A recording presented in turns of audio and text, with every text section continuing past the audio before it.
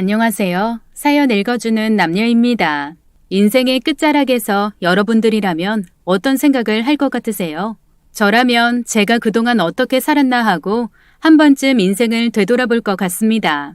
여기 이 그림은 자신의 인생을 되돌아보고 있는 한 노신사를 그린 것인데요. 이 남자 표정이 어떻게 보이시나요? 과연 이 사람은 자신의 인생을 어떻게 바라보고 있으며 왜 이런 표정을 짓게 된 것인지 그 속사정을 한번 들여다보고자 합니다. 그럼 오늘의 이야기 시작하겠습니다.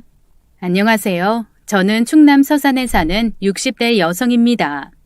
여러분은 청춘하면 뭐가 떠오르세요? 저는 우리 딸 아기였을 때가 떠오릅니다. 20대 한창 좋을 때 결혼해 전 애 키우느라 정신이 없었죠. 지금 돌아보면 저도 참 젊다 못해 어렸네요. 새싹이 파랗게 돋아나는 봄을 청춘이라고 한다잖아요. 10대 후반에서 20대에 걸친 인생의 젊은 나이. 그 시절을 이르는 말이라고 하던데 저는 청춘을 떠올리면 적지 않게 후회가 됩니다. 그 사연을 풀어보려고 글을 쓰게 됐어요. 얼마 전 딸의 생일이라 수산물 시장에 갔습니다. 딸이 고기보다 해물을 좋아하거든요. 회도 뜨고 매운탕거리도 사고 손주가 좋아하는 꽃게도 살 겸 갔죠.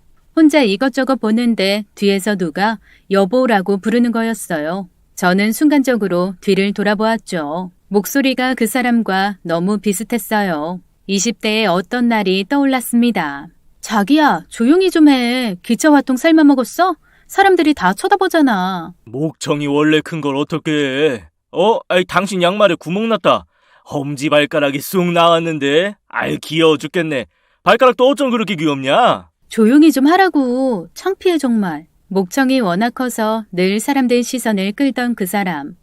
애아빠의 목소리랑 너무 똑같았죠. 돌아보는데 젊은 애기 아빠가 아기를 안고 자기 아내를 향해 웃고 있더라고요. 다정하게 아내의 어깨를 안고 시장을 걷는데 한참 보게 됐어요. 그리고 눈시울이 붉어졌습니다. 젊은 애기 아빠는 제 남편과 체격이 참 비슷했어요. 우락부락한 외모에 팔뚝도 굵고 목소리도 컸죠. 하지만 아내한테 하는 건 참 다르더군요. 돌도 안 된 아기를 아기띠로 가볍게 안고 장본 것들을 번쩍번쩍 잘 들어줬어요. 냉커피까지 사서 아내에게 주는데 참 자상하겠다 싶었습니다. 제가 넋을 놓고 보니까 가게 주인이 묻더라고요. 아는 사람이에요? 아니요, 모르는데 너무 보기가 좋아서요. 요새 우리 때랑은 다른 것 같아요. 애아빠들이 애기도 잘 보고 아내 위할 줄도 알고. 그렇죠? 그렇네요. 참 자상하네요. 어머나, 지금 하는 거 봤어요? 와이프 볼에 뽀뽀 쪽 하는 거? 그랬어요? 아유, 아내가 이뻐 죽겠나 보죠. 좋은 때네요. 눈에서 사랑이 뚝뚝 떨어지고. 난 다시 태어나야 저런 남편을 만나볼까. 우리 애들 아빠도 저런 건 몰랐어요. 만날 밥 타령만 했지. 무슨 얘긴 줄 알죠? 그럼요. 알다마다요. 어디 보자. 여기 꽃게가 정말 싱싱하네요. 찜하고 탕도 끓일 거니까 넉넉하게 담아주세요. 그럽시다. 오늘 아주 물이 좋아요. 전 이것저것 잔뜩 사서 차로 갔어요. 집으로 돌아가는 길에 눈앞에 새파란 바다가 펼쳐졌습니다. 방파제의 파도가 철썩철썩 부딪히는데 저도 모르게 기억 속으로 빠져들게 됐어요. 바다 낚시 가는 걸 엄청 좋아했던 남편이 떠올랐죠. 만화 뽀빠이 아시죠? 제 남편은 그 뽀빠이를 닮았어요. 어렸을 때 초저녁이 되면 그거 보는 게 낚시였습니다. 전 그때 이미 삶이 쉽지 않다는 걸 알던 꼬마였어요. 아버지가 아프셔서 늘 병석에 누워 계셨기 때문에 일찍 철이 들었죠. 만화 속 뽀빠이가 시금치를 먹고 커다란 팔뚝을 자랑하는 게 너무 멋져 보였습니다. 뽀빠이는 생전 아프지도 않을 것 같고 근심 걱정도 없을 것 같았어요. 아픈 아빠 때문에 힘들게 사는 엄마를 보면 어린 나이에도 한숨이 나오고 마음이 무거웠죠. 철없는 생각에 어디 다른 곳에 뽀빠이처럼 강한 진짜 아빠가 살고 있는 건 아닐까 생각도 했어요. 그런 얘기를 언니한테 꺼냈다가 꿀밤만 호되게 맞았죠. 그리고 고등학교 진학을 할 때 전 집안 형편에 맞게 제 진로를 정했습니다. 아니 혜순이 넌 공부도 잘하면서 왜 무조건 상고만 간다 그래? 저 대학 못 가요, 선생님. 아버지도 편찮으시고 엄마도 돈 버느라 힘드셨어요. 그래도 한 번 더 여쭤봐. 전교에서 1, 2등 하는데 성적이 아깝잖아. 소용없어요, 선생님. 그냥 원서 써주세요. 저도 빨리 고등학교 졸업해서 돈 벌고 싶어요. 어쩔 수 없었습니다. 아버지 병원비, 약값을 감당하지 못해 집엔 빚이 쌓여가고 있었어요. 고등학교 원서를 쓴 날 전 울면서 집으로 돌아왔죠. 그리고 골목에서 그 사람과 마주쳤어요. 이름은 김태아, 성격이 호탕한 동네 오빠였습니다. 팔뚝도 굵고 체격이 좋아서 딱 봐도 뽀바이 같은 사람이었죠. 혜순아, 왜 우냐? 그냥 눈에 뭐가 들어가서 그래. 얼마나 큰 게 들어갔길래 펑펑 울어. 오빠가 봐줄게. 고개 한번 들어봐. 됐어. 아니 왜? 내가 봐준다니까. 됐다니까. 오빠, 머리 왜 깎았어? 아, 오빠 군대 간다, 짜식아. 다 큰 처녀가 길에서 울고 다니면 어떡해. 이걸로 닦아. 손수건은 나중에 돌려주고. 오빠 다녀올게. 그 오빠는 입대하러 가는 길이었고 울고 있는 저를 보고 그냥 지나칠 수 없었던 것 같아요. 저한테 손수건 한 장 쥐어주고는 훌쩍 버스를 타고 떠나더라고요. 그렇게 친하지도 않은 사이였기 때문에 전 크게 슬플 것도 없었습니다. 나중에 이 손수건이나 잘 돌려줘야겠다 생각했죠. 시간은 흘러 전 여상을 나와 작은 회사에 격리로 취직을 했어요. 권투 글러브를 주력으로 해서 운동용품을 만드는 회사였습니다. 주로 체육관 하시는 관장님들이 저희 회사에 와서 계약을 하고 물품 일체를 사가셨어요. 그리고 회사 밑에도 복싱 연습장이 있었죠. 저는 출퇴근하며 복싱장에 다니는 청년들과 자주 마주쳤어요. 그리고 거기서 뽀빠이를 닮은 그 사람을 다시 만났습니다. 눈이 내리는 날이었어요. 건물 밖으로 난 계단을 내려오는데 쌓인 눈 때문에 미끄러지고 말았죠. 하필 그날 구두 신고 치마 입고 코트로 멋을 부렸는데 철제 계단에서 보기 좋게 미끄러진 거였어요. 어디가 어떻게 다친 건지 바닥에 넘어져 일어나지 못하고 있는데 빡빡머리에 건장한 체격의 남자가 다가와 제게 물었습니다. 괜찮으세요? 아니요, 안 괜찮은 것 같아요. 혼자 일어나실 수 있겠어요? 일어나 볼게요. 발목이 너무 아파요. 가만히 있어 보세요. 다쳤는데 잘못 일어났다가는 큰일 나요. 잠시만요. 너 울보? 뭐라고요? 태아 오빠? 군에 입대하던 날 저한테 손수건을 줬던 태아 오빠가 어느새 제대를 한 거였어요. 그리고 회사 밑에 있는 복싱장에 다니고 있었죠. 제대를 하더니 체격은 더 좋아져 있었습니다. 가만히 있어봐. 내가 부목 대줄게. 그냥 일어나면 큰일 나겠다. 그 사람은 어디서 나무판 같은 걸 갖고 오더니 제 발목에 대주었습니다. 그리고 목도리를 벗어 묶어주더니 저를 업고 병원으로 뛰어갔어요. 전 발목 말고도 여기저기 타박상에 좀 다쳐서 일주일 정도 입원해야 했어요. 그때 태아 오빠가 매일같이 귤이며 빵 같은 걸 들고 찾아오더라고요. 이 일을 계기로 우린 친해졌습니다. 당시 저는 22, 그 사람은 27이었어요. 오빠 왔어? 어때? 오늘은 어제보다 괜찮아? 이건 또 뭐야? 과자 종합 선물 세트? 나 주려고 사온 거야? 연말인데 혼자 심심하잖아. TV 보면서 군것질하라고. 친구 녀석 하나가 이 회사 다녀서 하나 샀어. 그렇구나. 고마워. 근데 오늘 약속 있어? 옷 근사하게 입고 왔네. 연말이라 친구들 모임이 3개나 있어. 뭐 아마 오늘은 밤샐 것 같아. 애순이 너도 안 아팠으면 같이 놀았으면 좋았을 텐데. 다 나으면 내 친구들 쫙 소개시켜줄게. 그러니까 빨리 나와서 퇴원하자. 호탕한 성격의 태아 오빠는 친구들도 굉장히 많았어요. 초중고를 비롯해 대학, 군대, 회사까지 한 번이라도 말을 섞은 사람들은 다 친구로 만드는 재주가 있었죠. 그 사람을 좋아하는 여자들도 많았어요. 그리고 저도 태아 오빠를 좋아하게 되었습니다. 외모도 제 이상형인 뽀빠이를 닮은 데다 발도 넓고 인기도 많은 그 남자가 어린 제 눈엔 너무 멋져 보였어요. 퇴원할 무렵부터 전 짝사랑을 시작했죠. 한 1년쯤 혼자 좋아하다가 고백을 했어요. 당시 23 겨울이었는데 소주를 마시고 엉엉 울면서 속마음을 고백했습니다. 좋아한다고 다른 여자한테 잘해주지 말라고 했더니 얼떨떨해 하더라고요. 이거 참. 꼬맹이 울보가 또 우네. 넌 좋아한다는 고백하면서도 우냐? 꼬맹이라고 하지 마. 나도 벌써 23살이라고. 나 오빠 좋아해. 벌써 1년이나 됐는데 정말 모르는 거야, 모르는 척 하는 거야? 술김에 고백을 하고 나니 용기가 생겨서 그 사람 가는 곳마다 그림자처럼 따라다녔어요. 다른 사람들이 여자친구냐고 하면 오빠는 절 그냥 아는 동생이라고 하더라고요. 제가 나서서 사귄다고 하고 끈질기게 따라다녔습니다. 제 물귀신 작전에 태아 오빠도 결국 넘어오게 됐고 저 24, 남편 29살에 결혼에 성공했습니다. 봄에 결혼을 했는데 식장은 하객들로 넘쳐났어요. 그만큼 축하도 넘쳐 흘렀죠. 전 제가 세상에서 제일 행복하게 살 줄 알았습니다. 그러나 착각이었어요. 남편은 결혼을 했어도 가족보다 여전히 친구가 우선이었습니다. 신혼인데도 저희 집에선 주말마다 말다툼이 벌어졌죠. 주말인데 아침부터 어딜 나가? 지난주엔 조기축구에 나간다더니 오늘은 또 왜 낚시대를 챙겨? 오후에 나랑 영화 보기로 했잖아. 영화는 나중에 보자. 잠깐만 갔다 올게.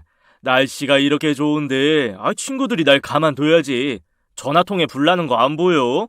우리 신혼이야. 주말마다 그렇게 나가면 어떡해. 평일에도 퇴근하면 집에 바로 오는 법이 없잖아. 동창 만난다, 군대 동기 만난다. 늘상 그러잖아. 주말 하루쯤은 집에 좀 있어야 되는 거 아니야? 오래 안 걸려. 딱 하룻밤 다녀오는데 이렇게 징징대기야? 어린애처럼? 집에 있으면 답답해서 그래. 후딱 다녀올게. 하룻밤이 후딱이야? 미혼일 땐 그렇게 멋져 보였던 남편의 호탕하고 발넓은 성격은 결혼하고 보니까 정말 좋지 않더라고요. 조기 축구에 낚시, 등산, 당구까지 아주 안 하는 게 없었습니다. 퇴근 후 술자리는 기본이고 주말이라고 집에 붙어 있지도 않았죠. 또 친구 이사하는 것까지 쫓아다니면서 챙겼습니다. 정작 제가 이사할 때는 저한테 다 맡겨놓고 친구만 챙기는 모습에 싸우기도 엄청 싸웠어요. 어린 마음에 전 임신을 하면 좀 나아질까 했죠. 결혼 반년 만에 아기가 들었었어요. 그때 제 나이는 24살이었습니다. 하지만 남편은 아기가 태어나도 자기 놀 거 다 챙기더라고요. 젖먹이 갓난아이 놔두고 헐헐 아주 새처럼 날아다녔어요. 하루 종일 혹은 1박 2일 걸리는 낚시 같은 걸 철철히 다니고 틈만 나면 친구 만나 술 마시느라 눈코 뜰 새 없이 바빴습니다. 그렇게 노는 걸 좋아하니까 취직을 해도 일에 전념할 수 없는 건 당연했죠. 얼마 다니지 못하고 잘리거나 자기가 걸어 나올 때도 많았습니다. 아니 여보, 애 키우는데 돈이 얼마나 많이 드는데 자꾸 이렇게 회사를 그만두면 어떡해. 당신 한 회사에 1년도 못 있잖아. 정말 어쩌려고 그래. 설마 우리가 굶어 죽게 하겠냐? 그리고 아기는 자기 먹을 거 자기가 갖고 태어난다고 하잖아. 조금만 기다려. 내가 좋은 사업 아이템 보고 있거든. 곧 큰 돈 벌어다 줄 테니까 푼돈에 너무 연연하지 말고 마음 편하게 먹고 있어. 넌 왜 그렇게 걱정이 많니? 사업? 경험도 없으면서 무슨 사업을 한다고 그래. 경험이 뭐가 필요해? 나한테 친구들이 있는데 사업하는 사람들이 왜 인맥 쌓겠어? 가만히 있어도 기똥찬 사업 아이템들이 굴러 들어온다고. 혜순이는 우리 딸 키우면서 호강할 생각이나 해. 그러나 번지르르한 말뿐이었어요.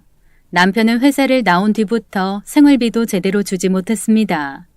결국 제가 돈 버는 일에 뛰어들었어요. 서둘러 산후조리를 하고 이것저것 일할 걸 찾아봤죠. 그땐 나이가 젊으니까 아기 낳고 회복도 금방 되는 것 같았습니다. 그런데 막상 사회에 나가니 제가 할 수 있는 게 별로 없었어요.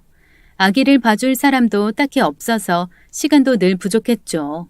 전 화장품 방문 판매부터 시작을 했습니다. 그런데 이게 돈이 별로 안 되더라고요. 그래도 하다 보니 제 적성을 좀 알게 됐어요. 아줌마들 만나서 상대하는 걸 제가 잘하더라고요. 머리를 굴려서 얼굴 마사지를 하는 미용샵을 차리게 됐습니다. 크지 않게 열었는데 되게 운영이 잘 됐어요. 남편은 깜짝 놀라면서도 좋아했습니다. 우리 마누라 이런 재주가 있었어? 남들은 셔터맨이 꿈이라던데 내가 그 멋진 사나이게 됐구만. 내가 복은 타고났단 말이야. 어디 가서 굶어 죽지는 않는댔으니까. 여보, 셔터맨 하게 해줘서 고마워. 누가 들으면 매일같이 문 열고 닫아주는 줄 알겠네. 아니잖아 당신. 마음 내키는 날에만 조금 거들어 놓고 무슨 셔터맨이야? 매일같이 나와야 셔터맨이지. 뭘 또 그렇게 빡빡하게 그래. 자기야, 우리 형편도 나아졌는데 둘째 만들까? 수정이 혼자 있으면 외롭잖아. 무슨 소리야. 내가 지금 샵 운영하는 게 쉬운 줄 알아? 수정이 아직 4살밖에 안 됐어. 손이 많이 가는 나이라고. 애 보랴, 가게 보랴. 나 정신이 하나도 없어.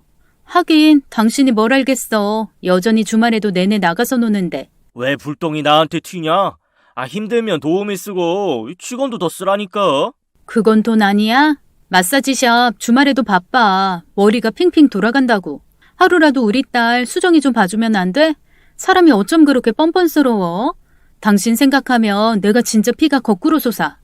왜 거꾸로 솟아? 사업도 이렇게 잘하고 애도 잘 키우는 슈퍼우먼이 그러면 안 되지. 슈퍼우먼 안 하고 나도 고상한 사모님 하고 싶어. 나도 호강할 줄 알고 쇼핑하면서 편하게 살 줄 안다고. 당신 만나 내 팔자 완전히 꼬였어. 알았어. 내가 잘할게. 화내지 마. 화를 어떻게 안 내? 당신 귀랑 눈은 장식으로 달고 다녀?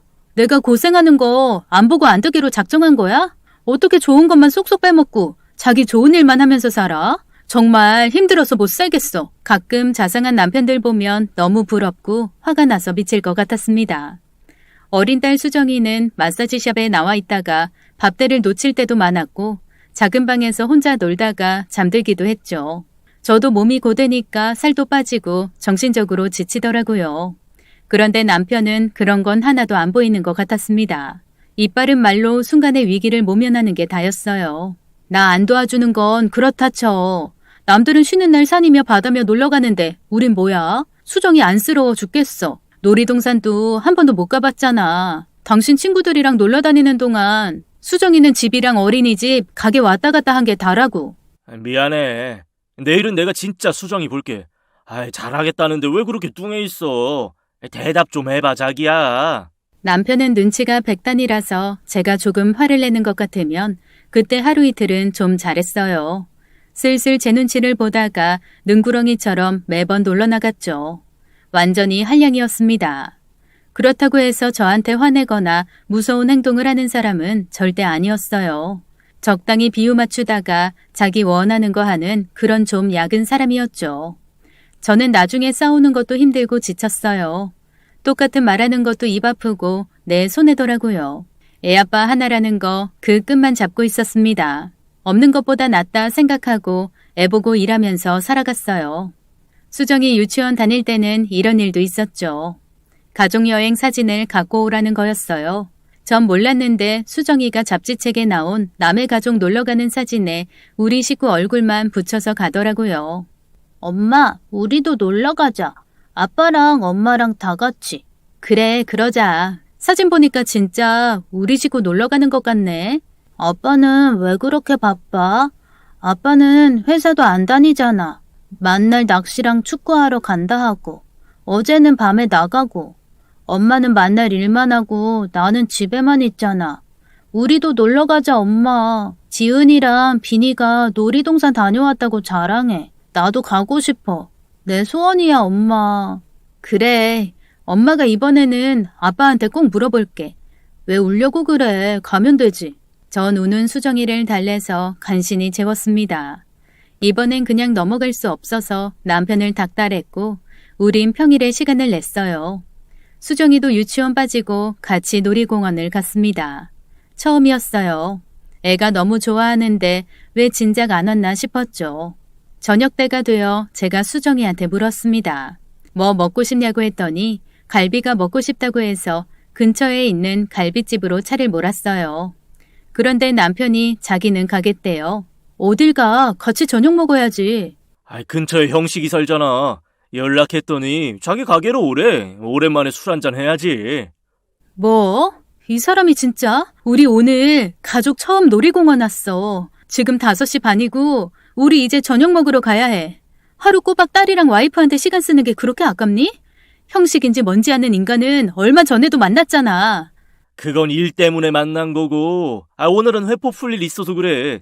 낮에 같이 놀았으면 됐지. 뭘 저녁까지 같이 먹으려 그래. 나 잠깐 다녀올게. 당신은 진짜 형편없는 사람이다.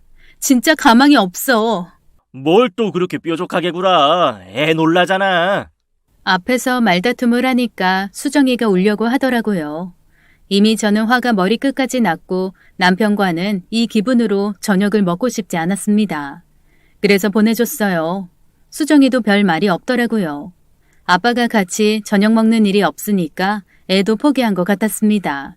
결혼은 왜 했나 싶을 정도로 남편은 밖으로만 돌았어요. 그 와중에도 전 맏며느리여서 할 도리는 또 다 하고 살았죠. 생활비도 보내드리고 제사도 지내고 아프신 시부모님 병원비에 나중엔 요양원비까지 다 냈습니다. 나중엔 가족 간에 큰 소리 나는 게 싫어서 다 참았던 것 같아요. 그렇지만 한창 시댁에 돈 많이 들어갈 땐 돈 한 푼 집에 안 가져오는 남편이 너무 원망스러웠어요. 술 마시고 늦게 들어와 새벽에 라면 끓여 먹는 남편을 보면 너무 싫었습니다. 일찍 들어오면 하늘이 무너지고 땅이 갈라져? 그리고 도대체 왜 취직을 안 하는 거야? 오늘 나 어머님한테 50만 원 보내드렸어. 어머님 가방이랑 지갑 잃어버리셨대서. 그랬어? 아이, 잘했네. 역시 우리 마누라가 최고야. 엄마 나한테는 아무 말 안 하던데?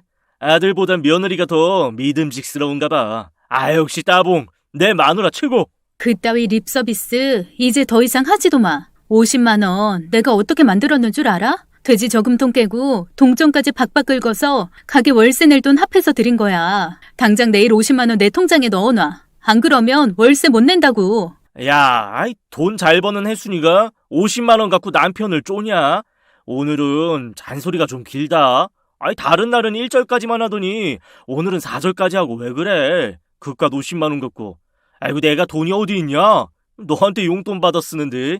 그러니까 왜 취직을 안 하고 허구한 날 놀러만 다니냐고. 용돈 주는 거 흥청망청 다 쓰면서. 인맥 자랑하더니 다 소용없는 거 아니야? 당신 친구들한테 일자리 하나 달라는 건 자존심 상해? 친구들한테 무슨 일자리를 부탁하냐? 모양 빠지게. 가만히 있어봐. 좋은 자리 나오면 장사 시작할 거야. 곧 죽어도 장사고 사업이지. 진짜 내가 왜 당신 같은 사람이랑 결혼했는지 알다가도 모르겠다. 과거에 나한테 따지고 싶어. 왜 이렇게 날 고생시키는데. 그래도 남편은 끄떡 없었어요.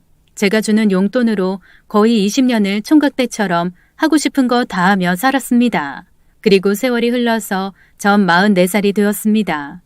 그 애는 제가 절대로 잊지 못해요. 왜냐하면 끝까지 지키려던 가정을 제가 깨고 나온 해거든요. 결국 제 입에서 이혼의 소리가 나왔어요. 수정이가 20살이 되던 해였습니다. 그때까지도 남편은 마음대로 살고 있었어요. 머리가 희끗해지면 좀 나아진다는데 여전히 남편의 1순위는 친구였죠. 나이 먹고도 철이 안 드는 모습에 정말 기가 막히고 후회만 가득했습니다. 어느 날 낚시하고 새벽에 들어와서 자고 있던 남편을 깨웠어요. 일어나. 나가서 얘기 좀 해. 아이, 왜? 집에서 얘기하지, 나가재. 아, 나 피곤해 죽겠어. 아, 어제 밤 낚시하고 왔잖아. 집에 수정이 있어. 꼭 밖에서 하고 싶은 얘기가 있으니까 산 뒤쪽에 카페 알지? 세수하고 그리로 나와요. 나올 때까지 기다릴 거야. 졸려 죽겠어. 아, 이제 잠든 지 2시간밖에 안 지났다고. 낚시해서 하룻밤 꼬박 살 기운은 있고 와이프가 좀 얘기를 하자는데 나올 기운은 없어? 용돈 끊기고 싶어? 알았어. 아, 치사하게 꼭 자기 말 안 들으면 용돈 얘기부터 꺼내더라. 남편은 그때까지도 저한테 용돈을 받아 쓰고 있었죠. 제 성화의 남편은 천천히 밥 먹고 나오겠다 해서 그러라고 했어요. 집 뒤편에 산이 있었고 중턱까지 올라가면 카페가 하나 있었습니다. 창 옆에 앉아 바람 부는 산을 보고 있었어요. 거친 바람에 나무들이 이리 휩쓸리고 저리 휩쓸리는데 꼭 제 마음 같았죠. 제 마음에도 폭풍 같은 게 불고 있었습니다. 여보, 나 왔어. 아우, 머리가 그게 뭐야, 창피하게. 아이, 뭐가 어때서? 아이, 그래. 할 말이 뭔데? 아이, 뭐 호떡집에 불이라도 났대? 뒤늦게 나온 남편의 머리는 까치집이더라고요. 친구 만날 때는 그렇게 빼입고 단장하고 나가면서 저 만날 때는 아무렇게나 하고 나오는 것도 지긋지긋했습니다. 남편이 앉았고 저희는 차를 한 잔씩 시켰어요. 남편은 하품을 쩍쩍 하더라고요. 말해봐. 피곤한 사람 굳이 불러내서 할 얘기가 뭐야? 정신 차리고 잘 들어. 우리 이혼해. 그만 끝내자. 아, 왜 그래? 무슨 이혼이야? 아이, 잠이 확 깨네. 당신 내가 어제 밤낚시 다녀와서 화났어? 아니, 화 안 났고 이제 당신한테 화낼 힘도 없어.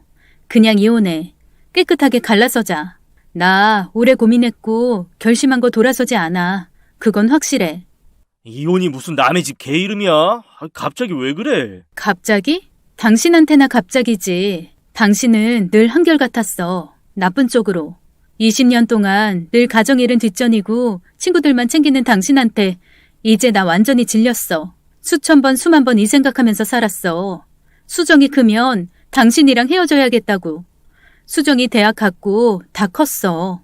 이제 나 더는 미련 없어. 헤어지자. 뭐? 여보, 이런 게 어딨어. 화난 게 있으면 풀고 잘 살 생각해야지. 무슨 이혼이야. 사람이 왜 그렇게 극단적이냐. 화가 났으면 풀고 살면 되지. 다시 말하는데 난 이혼해. 당신이 안 한다고 해도 난 해 이혼. 제 굳은 얼굴을 보고 그제야 남편은 상황 파악이 되나 보더라고요. 얼굴빛이 변하더니 쩔쩔매기 시작했습니다. 자기한테도 기회를 줘야지 갑자기 끝내자고 하면 안 되는 거라고. 이혼은 쌍방이 같이 고민하고 결론 내리는 건데 혼자 고민하고 결정 내리고 통보하는 건 말이 안 된다고 우기더라고요. 당신이 아무리 그래도 나 똑같은 얘기 반복할 수밖에 없어. 내 결심은 안 흔들려. 내 쪽에서 서류 준비는 마쳤고 당신 사인만 하면 되니까 가급적 결정을 빨리 내려줬으면 좋겠어. 저는 그렇게 남편한테 통보를 하고 자리를 박차고 일어났어요. 남편은 절 따라오지도 못하더라고요. 큰 충격을 받은 것 같았습니다. 하지만 전 후련하고 속상하지도 않았어요. 질릴 대로 질린 결혼 생활에 미련이 그만큼 없었습니다. 그날 남편은 집에 돌아오지 않았어요. 아마 친구들 만나서 상의를 했겠죠. 밤에 남편 친구들한테 전화가 빗발치더군요. 이혼마저도 밤새도록 친구들과 술 마시며 상의를 하다니 정말 남편다운 행동이었습니다. 남편은 다음날 아침에 들어왔고 밥 먹고 있는 딸 앞에 앉아 신세한탄을 하기 시작했습니다. 우리 딸, 우리 수정아. 아빠 괴로워 죽겠다. 엄마 때문에 속상해서 가슴이 찢어질 것 같아. 아빠 술 냄새나. 나 학교 가야 해. 기분 좋게 아침 먹고 있는데 왜 그래? 수정아, 너 아빠한테 왜 그렇게 차갑게 굴어? 네가 엄마 화 좀 풀어드려라. 엄마가 많이 속상하신가 봐. 아빠 때문에 화난 걸 왜 나한테 풀어주래? 수정아, 엄마가 아빠한테 이혼하재. 야, 이게 말이 되는 소리냐? 20년 넘게 같이 살아놓고 하루아침에 이혼이라니. 너도 컸으니 알 거 아니야. 이 나이에 우리가 이혼하게 생겼는지. 저는 황당했죠. 학교 간다고 아침 먹고 있는 딸한테 저런 소리를 늘어놓다니. 정말 꼴도 보기 싫어서 전 방으로 들어갔습니다. 딸이 남편한테 한 소리 하더라고요. 아빠, 그게 지금 학교 가려고 아침 먹는 딸한테 할 소리야? 너무 답답하고 힘들어서 그래. 우리 딸 수정이 이제 결혼도 하고 아기도 낳을 텐데 엄마가 일을 복잡하게 만들어서 아빠가 무지무지 속상해. 그렇잖아. 너 결혼할 때 아빠 엄마 나란히 앉아있어야 그림이 멋있잖냐. 아빠, 나 결혼 안 할 거야. 엄마 아빠 사는 거 보고 질려버렸어. 그리고 엄마가 그동안 가정에 희생한 게 얼만데 아빠가 그런 소리 해? 나도 이제 커서 알 거 다 알아. 이혼하자 소리 엄마가 먼저 꺼냈다고 해서 아빠 피해자 아니야. 피해자? 야, 내가 피해자 아니면 누가 피해자냐? 수정아, 너 네 아빠야. 세상 천지에 하나밖에 없는 아빠라고. 너까지 이렇게 야박하게 굴면 아빠는 어디 가서 숨을 쉬니?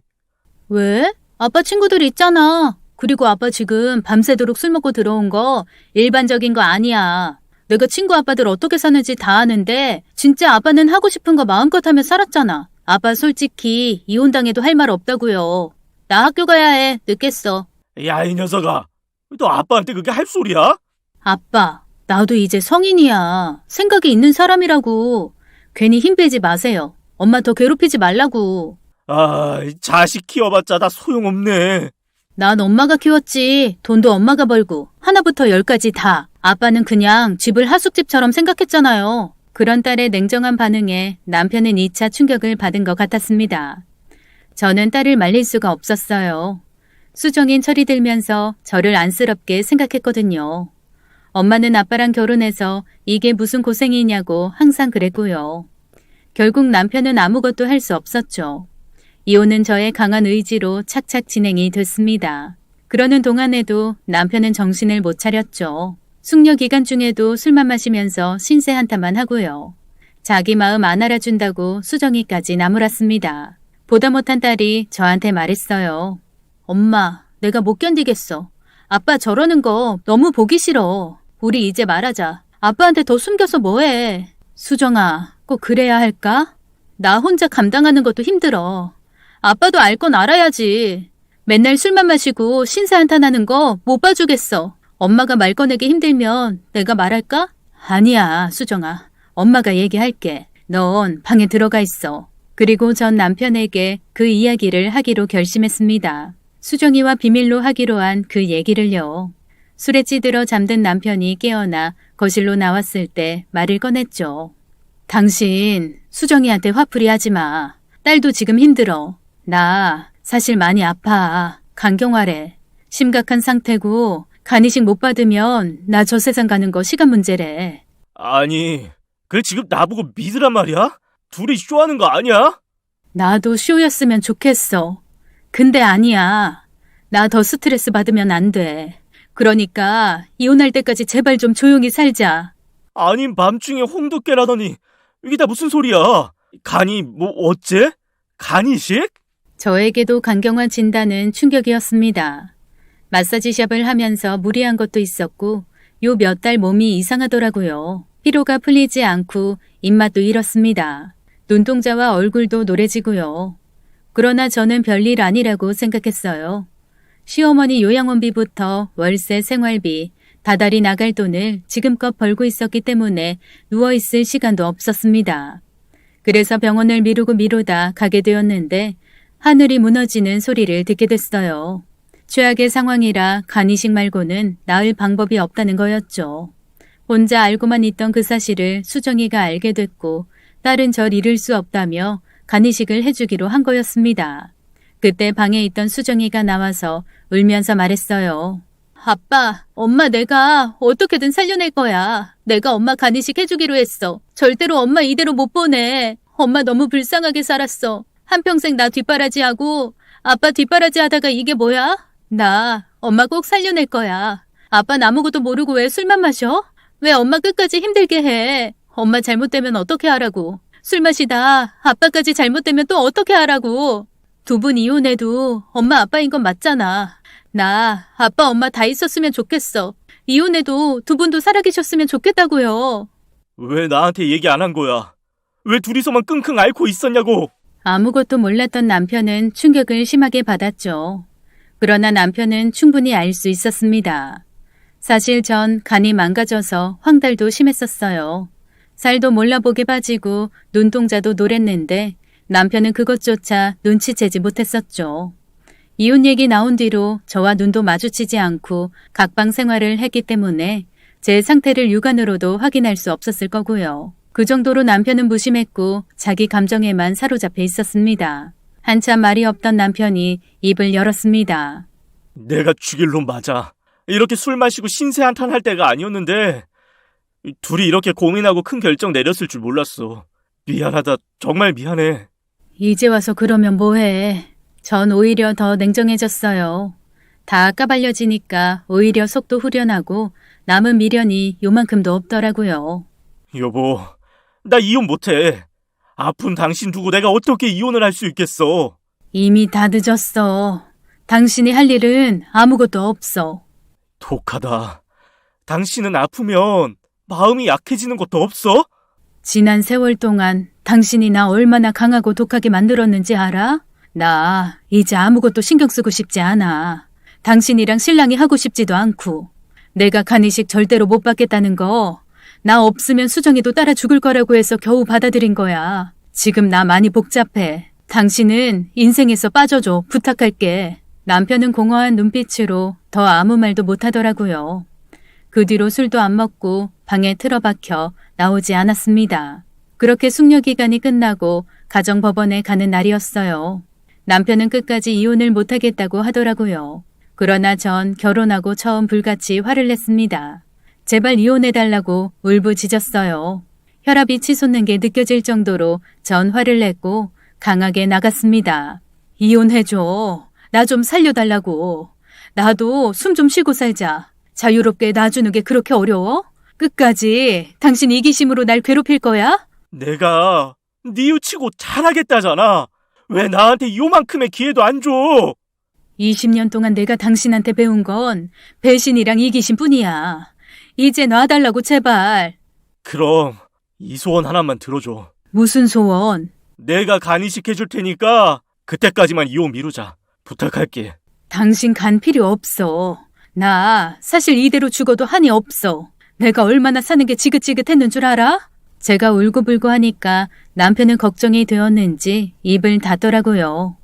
그리고 제가 진정될 때까지 기다렸습니다. 그리고 무슨 작정을 했는지 심각한 얼굴을 하고 말을 꺼냈죠. 안 되겠다. 잘 들어, 당신. 놀라지 말고. 나 사실 당신 말고 다른 여자 있어. 뭐? 그걸 지금 말이라고 해? 미안하게 됐다. 아니야. 오히려 잘 됐네. 나랑 이혼하고 그 여자랑 살면 되겠네. 속이 다 시원하다. 당신은 억울하지도 않아? 내가 여자가 있다는데 그런 반응이 지금 정상적이야? 비정상이면 어떻고 정상이면 어때? 당신은 갈 길 가. 아무래도 상관없다고 했잖아. 나 천벌 받을 놈 맞아. 그러니까 나 벌을 받아야 한다고. 내가 간이식 해줄 테니까 받아들여. 젊은 딸한테 칼자국 남겨야 속이 시원하겠어? 그럴 바에 내 간을 가져가라고. 그래, 그러자. 나 생각이 바뀌었어. 당신 간 받고 살아야겠어. 다시 건강해져서 수정이랑 남부럽지 않게 살 거야. 됐지? 결국 전 이혼을 미루고 남편의 간을 이식을 받게 되었어요. 그 과정이 진짜 순탄치는 않았지만 오로지 전 수정이만 보고 버텼습니다. 간이식은 다행히 성공적으로 되었고 남편과 저 둘 다 회복을 잘 할 수 있었어요. 그렇게 남편은 절 떠났습니다. 이혼하고 헤어지는 날 저한테 이러더라고요. 건강 조심해. 앞으로도 무리하지 말고. 그래, 당신도 회복 잘하고. 앞으로 우린 연락하지 말자. 수정이한텐 해도 우리는 더 할 말 없잖아. 그렇게 전 남편과 헤어졌습니다. 이혼 도장까지 찍고 깔끔하게 서류 정리까지 했어요. 남편은 살던 집에서 먼저 나갔고 수정이와 전 집을 팔고 새로운 동네로 이사를 했죠. 그리고 새로운 삶이 시작됐습니다. 20년 동안 한 남자 뒷바라지하며 시부모님 봉양하던 그 부분이 도려내듯 없어졌어요. 시원하기도 하고 허전하기도 했습니다. 하지만 제가는 남편의 것이니 그건 항상 의식하게 됐죠. 자기 죗값 간을 내주는 것으로 갚겠다는 남편의 마지막 말이 잊혀지지 않았어요. 여러 가지 일이 있었지만 건강만큼은 잃지 말아야겠다는 생각이 들었습니다. 꾸준하게 운동하고 몸에 좋다는 거 찾아 먹으면서 전 서서히 건강을 회복했어요. 그때쯤 수정이는 취업 준비를 하고 있었는데 제가 그랬습니다. 이제 엄마 걱정하지 말고 마음 놓고 취업 준비에 전념하라고요. 가고 싶은 곳에 취직될 때까지 누구 눈치도 보지 말고 마음껏 공부하라고 했습니다. 결국 딸아이는 경쟁률이 센 공기업 취업에 성공했고 전 틈틈이 알바를 하면서 생활을 이어갔어요. 남편과는 이혼 이후 연락이 딱 끊겼습니다. 1년쯤 지났을 때쯤에 딸이 그러더라고요. 엄마, 해물탕. 아빠 생각난다. 아빠가 엄마가 해준 해물탕 제일 좋아했잖아. 밖에서 사 먹어도 이 맛 안 난다고. 그랬나? 엄마 다 까먹었어? 기억도 안 나 이젠. 근데 요새 아빠랑 연락이 안 돼. 엄마도 연락한 적 없지? 그래? 전화번호도 바꿨어? 전화번호도 바꾸고 이메일을 써도 답도 없어. 보지도 않는 것 같고. 기다려봐. 너한텐 연락하실 거야. 남편은 핸드폰 번호도 알려주지 않고 가끔씩 수정이 생일이나 크리스마스, 새해 이런 날에는 연락을 하는 것 같았어요. 공중전화로 아빠가 전화했다는 얘기를 종종 들었습니다. 저와는 문자 하나 주고받지 않았어요. 그러나 남편 생각을 아예 안 한 것은 아니었습니다. 떨어져 살아보니 그간 우리 부부가 어떻게 살았는지 객관적으로 보였어요. 책임감 없이 한량처럼 놀기만 하는 남편, 잔소리만 하고 원망만 하는 제가 어리석어 보였어요. 좀 더 현명하게 살 순 없었을까 창창하던 시절을 아깝게 흘려보냈다는 생각도 들었죠. 그러나 지난 일 되돌릴 수 없기에 전 가급적 옛날 일을 생각하지 않으려 애썼습니다. 그렇게 세월이 흘러 15년이 지났어요. 그동안 수정이는 좋은 남자 만나서 결혼을 했습니다. 전 딸과 같은 아파트 단지에 쭉 살았어요. 저는 조금 작은 평수에, 수정이는 자기 가정 꾸려 큰 평수에 살았죠. 수정이가 회사에 나가면 손주를 봐줬고 손주들이 웬만큼 컸을 땐 남의 집 유치원생들 등하원을 시켜줬습니다. 그리고 4월 6일 이혼한 지 15년째 되는 날 생각지도 못한 일이 벌어졌어요. 아침을 먹고 외출 준비를 하고 있는데 똑똑하는 소리가 들려서 나가봤죠. 누구세요? 인터폰을 보니 어딘지 모르게 낯익은 얼굴이 있었어요. 처음엔 잘 못 알아봤습니다. 삐쩍 마르고 얼굴이 새카만 사람이 서 있어서요. 한 10초 정도 들여다보다가 전 깜짝 놀라 소리를 질렀죠. 그 사람은 바로 전 남편이었어요. 삐쩍 마르고 주름이 깊게 펴어져 있는 모습이 영 딴 사람 같았습니다. 길에서 마주치면 정말 모르고 지나갈 것 같았어요. 전 몇 번 심호흡을 한 후 문을 열었죠. 정말 삐쩍 마른 전 남편이 거기 서 있었어요. 저랑 살 때 튼튼하던 체격은 어디 가고 앙상하게 뼈만 남아 있었습니다. 어쩐 일이야? 여기 사는 건 어떻게 알았어? 수정이가 알려줬어. 당신 여기 산다고. 15년 만에 보는 건가? 당신 좋아 보이네. 안색도 좋고. 당신은 몰라보게 달라졌네. 살이 왜 이렇게 많이 빠졌어? 좀 그렇지. 우리 어디 가서 얘기 좀 할까? 전 남편은 밖에 나가 얘기를 하자고 했습니다. 저희는 근처 찻집에서 마주 앉았어요. 제 마음은 착잡했습니다. 저는 이혼한 후에 건강 되찾아서 살도 찌고 나이보다 훨씬 젊어 보인다는 소리 듣고 살았는데 전 남편은 무슨 고생을 다 했는지 얼굴에 살점 하나 없더라고요. 저희는 차분하게 대화를 시작했습니다. 이제 둘 다 나이도 먹을 만큼 먹었고 서로 큰 소리 치면서 얼굴 붉힐 사이는 아니었으니까요. 이때 제 나이가 59, 남편은 64이었습니다. 어쩐 일로 찾아왔어? 수정 엄마. 이상하게 듣지 마. 사실 내가 재산이 좀 있는데 그걸 수정이랑 당신한테 증여하고 싶어서 이렇게 찾아왔어. 재산? 그걸 나한테도 준다고? 수정이한테만 주는 게 아니라? 그리고 재산이 얼마나 있길래 그래? 당신 돈 벌 줄 모르는 사람이었잖아. 믿기 어렵겠지만 이거저거 다 합하면 100억쯤 돼. 나쁜 짓 한 거 아니고 다 내가 열심히 땀 흘려 번 돈이야. 믿어줘. 뭐? 100억? 전 남편 말을 듣고 좀 놀랐습니다. 이 사람은 이혼 당시에 빈털털이었어요. 돈이 한 푼도 없었고 총각 때부터 원체 돈 모으는 데에는 관심이 없는 사람이었습니다. 또 아무리 세월이 흘렀어도 15년 동안 큰 돈을 벌기가 쉬운 일은 아니잖아요. 저는 다시 물었습니다. 당신 복권이라도 당첨된 거야? 어떻게 그렇게 큰 돈이 있어? 못 믿겠어? 나 똑똑히 기억해. 당신 나랑 살 때 돈 한 푼 안 벌어다 줬잖아. 내가 쉽게 믿을 수 있겠어? 그리고 그 돈을 왜 나한테까지 주겠대? 얘기가 좀 길어. 전 남편은 차분하게 이야기를 시작했습니다. 수정 엄마랑 이혼한 후에 한 1년 정도 낚시터에서 살았어. 나 낚시 좋아하는 거 당신 알잖아. 좋아하는 건 아는데 페인처럼 살았던 것 같아. 나중엔 낚시가 재미없어지더라고. 말려주는 사람이 없어서 그런가? 원 없이 해보니까 더 하기가 싫어졌어. 그런 생각도 들었지. 고작 이거나 하자고 가족을 잃었나 후회가 밀려들었어. 그 이후로 머리만 안 깎았다 뿐이지 스님처럼 살았지. 인생 공부를 했다고 해야 되나. 지난 일들이 파노라마처럼 스치더라고. 나 철이 없어도 너무 없었지. 결혼은 해놓고 당신이랑 수정이 거의 방치했어. 그렇게 말하는 전 남편의 얼굴에 회한이 가득했어요. 저도 옛날 일이 어제 일처럼 떠올랐죠. 같이 살 때 또 낚시 가냐고 남편 등 뒤에 싫은 소리 하던 제 모습이 생생했어요. 낚시를 끄는 전 남편은 작은 식당을 시작했대요. 사람이 말솜씨도 좋고 사교성이 좋아서 저도 그 옛날에 장사라도 해보라고 등 떠밀었던 적이 2번 있었습니다. 그때는 힘들어서 안 한다더니 자기가 마음 먹고서는 곧장 가게 운영을 했나 보더라고요. 작은 식당으로 시작했는데 뭐 지금은 꽤 크게 운영하고 있어. 한우 가게인데 고기도 좋고 매장도 넓어서 손님들이 많이 찾아와. 그래서 돈을 좀 모았어. 꽤 많이. 고생해서 번 돈을 왜 나랑 수정이한테 주겠다는 거야? 나 그동안 당신이랑 수정이한테 속지 않은 느낌으로 일만 하면서 살았거든. 받아줘. 부탁이야. 아니야. 나 그 재산 받을 수 없어. 우리 이미 남이잖아. 오래오래 살면서 당신이 즐기면서 써. 왜 15년이나 연락 끊는 나한테 와서 준다고 그래?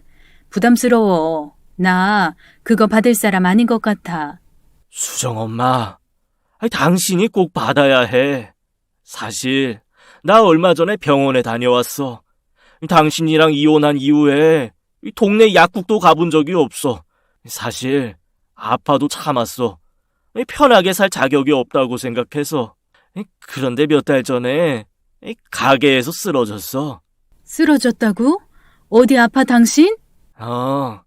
직원들이 구급차 불러서 병원에 갔는데 나 오래 못 산대. 아니 당신 그게 무슨 소리야. 오래 못 산다니. 당신 혹시 나쁜 병에라도 걸린 거야? 전 남편은 천천히 고개를 끄덕였어요. 모든 걸 담담히 받아들이겠다는 표정이었죠. 폐암, 말기 이미 다 퍼져서 손 써볼 수도 없대. 심장이 덜컥 내려앉았습니다. 시한부 선고를 받고 힘들 법도 한데 전 남편은 마음의 정리를 다 한 것 같았어요.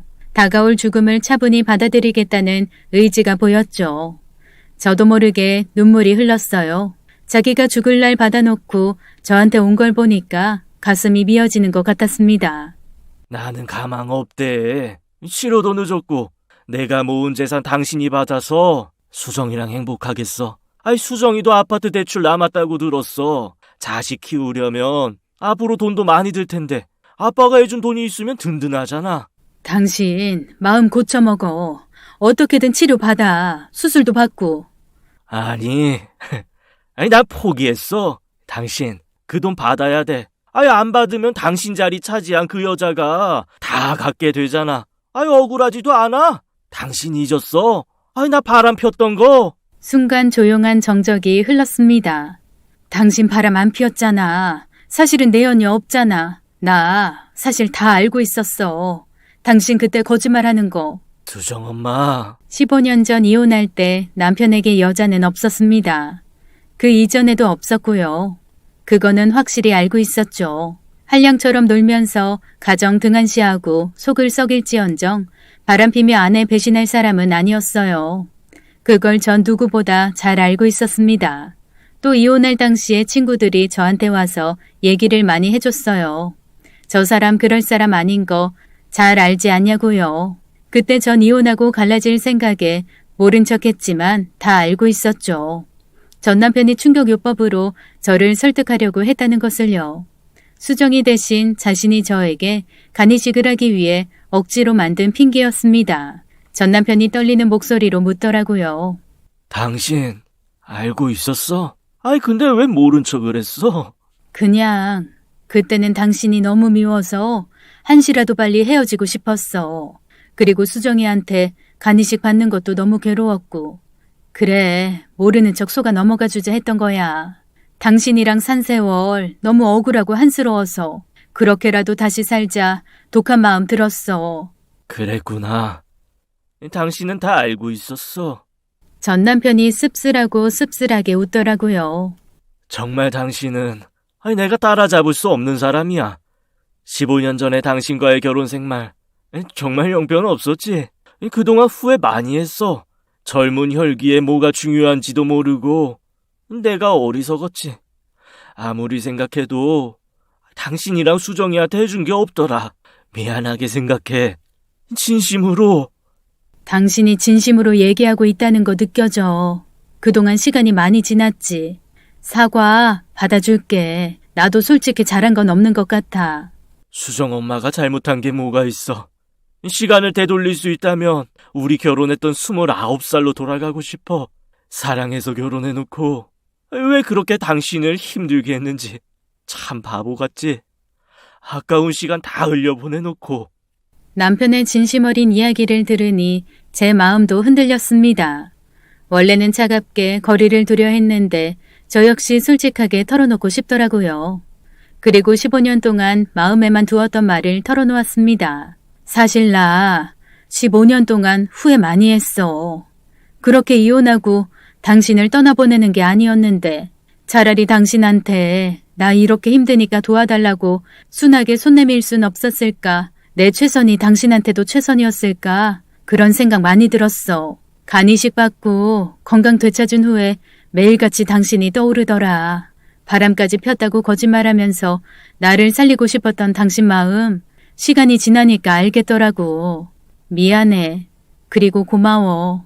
전 남편은 제 이야기를 들으면서 눈물을 뚝뚝 흘렸습니다. 제 양볼도 뜨거운 눈물로 흠뻑 젖었어요. 이렇게 말할 수 있어서 좋다. 용기 내서 찾아와줘서 고마워. 미안해, 수정 엄마. 그리고 고마워. 당신이랑 살았던 20년은 죽을 때까지 못 잊을 거야. 오늘 당신이랑 나눈 대화도. 꼭 병원 들어가. 다 포기하지 말고. 알았다며 고개를 끄덕이는 전 남편의 얼굴은 눈물로 온통 얼룩져 있었어요. 그로부터 3달 후 전 남편은 사망했습니다. 그 사람이 모은 100억대 재산은 저와 딸 앞으로 돌아왔어요. 장례식을 치르며 수정이는 참 많이도 울었습니다. 수정이도 어렸을 때 아빠를 많이 원망했기 때문에 그게 한으로 남은 것 같았죠.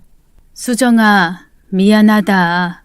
엄마가 좀 더 현명하게 살았어야 했는데 그때 철이 없었던 건 아빠만이 아니었어. 엄마도 잘못한 게 많아. 아니야, 엄마. 내가 결혼해서 살아보니까 알겠어. 좋아서 결혼했어도 같이 사는 건 정말 쉬운 일이 아니더라. 나 이제 엄마 아빠 다 이해해. 근데 가슴 아픈 건 아빠가 혼자 지낸 세월이 너무 길었던 거. 우리 그리워하면서 다가오지 못했다는 거. 그게 너무 마음 아파. 저도 딸의 마음과 같았습니다. 이혼하고 떨어져 산 15년의 세월이 가슴 찢어지게 아파왔어요. 이혼은 했지만 나중에 재결합한 사람들도 있던데 저와 수정 아빠는 왜 그렇게 미련을 떨었을까요? 수정이는 남편의 유산을 가질 자격이 충분하지만 전 그렇지 않다는 생각이 들었습니다. 전 고민 끝에 30억가량을 모 대학의 남편의 이름으로 기부를 했어요. 15년이라는 세월 동안 가족에게 속죄하는 마음으로 살았다는 남편의 노력이 세상의 빛과 소금이 되었으면 해서 그렇게 했습니다.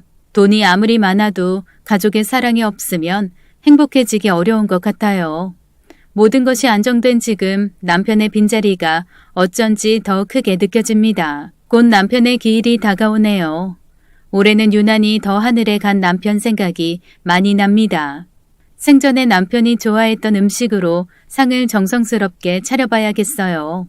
제 사연은 여기까지입니다. 긴 이야기 들어주셔서 감사합니다. 오늘의 이야기는 코끝이 찡해지는 사연이었네요. 돌이킬 수 없는 시점에 와서야 두 분의 속마음을 알 수 있어서 더 슬펐습니다. 만약 그때의 선택을 되돌릴 수 있었다면 어땠을까요? 여러분들은 되돌리고 싶은 순간이 있으신가요? 인생은 선택의 연속이라고 하죠. 지나온 과거는 어쩔 수 없지만 앞으로 우리 앞에 놓여진 순간순간의 선택을 후회하지 않도록 좋은 선택만 하시길 바랄게요. 여러분들이 행복해지길 바라며 오늘 이야기는 여기까지 하겠습니다. 그럼 저는 다음 사연으로 돌아올게요. 안녕.